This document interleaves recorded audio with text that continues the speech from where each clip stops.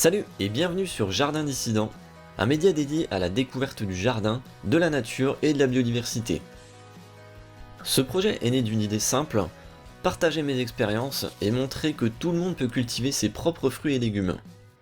Même en ville, avec peu d'espace et sans connaissance au départ. Aujourd'hui, je dispose d'une parcelle dans un jardin partagé, mais j'ai commencé tout simplement en faisant pousser du persil, des fraises ou des tomates sur un coin de balcon. C'est suffisant pour se lancer. Je veux vous faire redécouvrir le vrai goût des fruits et légumes tout juste récoltés. Apprendre à manger avec les saisons, à apprécier chaque fruit, chaque légume au bon moment. En les cultivant vous-même, vous pouvez aussi découvrir des variétés plus savoureuses, plus surprenantes. Rien à voir avec ce qu'on trouve en supermarché.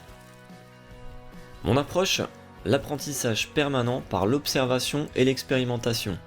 Prendre le temps d'observer la nature qui se débrouille très bien sans nous et s'en inspirer. Comprendre les interactions, les équilibres et les cycles de la vie. Pour le reste, il n'y a pas de méthode universelle. Il faut essayer et apprendre de ses erreurs. Chaque sol est différent, chaque climat a ses contraintes et chaque saison ses imprévus. Jardiner, c'est surtout apprendre à s'adapter. Mais au-delà des récoltes, j'aimerais aussi vous inviter à prendre du recul, à vous remettre en question et vous reconnecter au vivant. Dans un monde en perte de sens, il me semble essentiel de retrouver le lien à la nature, et se rappeler que l'humain en fait partie et en dépend complètement. Pourquoi jardin dissident ? Pour moi, c'est d'abord le jardinier qui doit savoir être dissident. Sortir des sentiers battus, remettre en question certaines pratiques parfois dépassées et oser faire autrement. Souvent, par manque d'inspiration ou de connaissances, les jardiniers imitent simplement leurs voisins, qui lui-même reprend les pratiques de l'agriculture intensive. La terre retournée aux motoculteurs, du fumier ou des engrais, des cultures en ligne droite et la chasse à la moindre mauvaise herbe. Chaque mètre carré doit produire. Et les clichés ne sont jamais loin. Les hommes taillent et contrôlent leur jardin en faisant vrombir les moteurs, tandis que les femmes fleurissent et laissent vivre plus librement leur petit coin de nature. Oui, c'est con à dire, mais je l'ai souvent entendu et même constaté. Il en faut pour tous les profils. Certains sont simplement dans une démarche se limitant à produire de la nourriture de la façon la plus efficace possible. C'est un choix qui se respecte, chacun sa façon de faire. Mais c'est pas une approche qui me correspond. J'ai pas envie d'un jardin productiviste où l'on repart de zéro chaque année, où tout est plat, linéaire et sans vie pendant des mois. Je préfère qu'il y ait de la vie toute l'année, de la diversité, des fleurs, de la couleur, du relief, un peu de désordre et de surprise. Même si le jardin reste un espace façonné par l'humain, je veux laisser de la place et de la liberté à la nature. Et finalement, vu sous cet angle, c'est aussi le jardin lui-même qui est dissident. Il suit ses propres règles et bouscule nos plans, mais nous apprend l'humilité et l'adaptation. Je préfère composer avec le vivant plutôt que lui imposer un schéma figé. Alors aujourd'hui, en disant ça, on vous colle vite une étiquette. Écolo, bobo, hippie. Quand d'autres jardiniers découvrent mon jardin avec plein de plantes, de paillage ou des cultures en bac, j'entends souvent « Ah, tu fais de la permaculture !» Mais j'aime pas rentrer dans des cases, suivre des dogmes ou croire à des vérités toutes faites. Je m'inspire seulement des idées qui me paraissent intéressantes, peu importe qu'elles proviennent de la permaculture, de l'agroforesterie ou techniques plus traditionnelles. Et ensuite, j'adapte et j'expérimente. Parce qu'entre les beaux principes et la réalité du terrain, il faut souvent faire des compromis. J'ai par exemple fait le choix de travailler sans engin à essence. Je préfère le chant des oiseaux et le parfum des fleurs, plutôt que le bruit des moteurs et les vapeurs d'essence.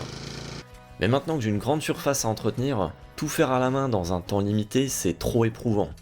Surtout pour un mec gaulé comme une brindille et sujet à divers problèmes articulaires.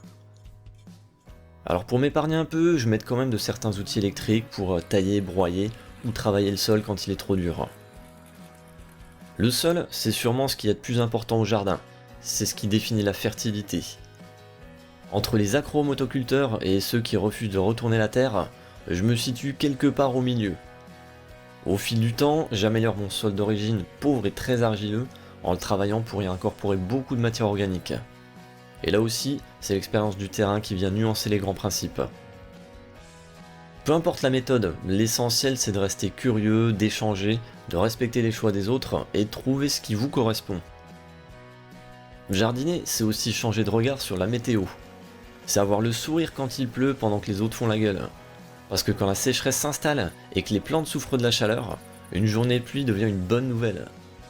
Par contre, le changement climatique devient très concret, et on prend alors vraiment conscience du caractère vital de l'eau. Ça pousse à faire plus attention à sa propre consommation, ou à comprendre que notre modèle agroalimentaire va devoir sérieusement se réinventer pour les années à venir. Encore une fois, dans le contexte actuel, quand vous parlez d'actions engagées pour la nature ou la biodiversité, on attend de vous que vous soyez irréprochable. Mais je prétends pas être exemplaire, je reste un humain avec mes défauts et mes contradictions. J'essaie juste de concilier mes convictions avec mes contraintes et d'avoir un impact aussi positif que possible sur notre monde. Ce que je défends ici, c'est un jardinage plus respectueux, plus sobre, plus vivant. À travers ce que je vais vous partager, mes réussites, mes galères et mes réflexions, j'espère surtout vous inspirer, vous filer des idées, ou simplement vous donner envie d'agir à votre façon. Je prétends pas sauver le monde avec une carotte au poing, mais je crois que chaque geste compte. Même si pendant que vous compostez vos épluchures ou vous économisez de l'eau, un milliardaire en costard crame en un week-end sur son yacht autant de carburant que vous sur toute votre vie. Mais je crois qu'il faut continuer, parce qu'il vaut mieux essayer d'agir à notre niveau que de rester les bras croisés. Parce qu'on peut pas regarder nos gosses dans les yeux en leur disant qu'on n'a rien tenté de faire pour eux. Et je pense que ça commence par la découverte et la compréhension du monde vivant. Alors si vous aussi, vous avez envie d'essayer, d'apprendre, de vous émerveiller, rejoignez le mouvement, abonnez-vous sur YouTube ou les réseaux sociaux, venez apporter vos idées et vos expériences. Si vous écoutez ce message, vous êtes la résistance.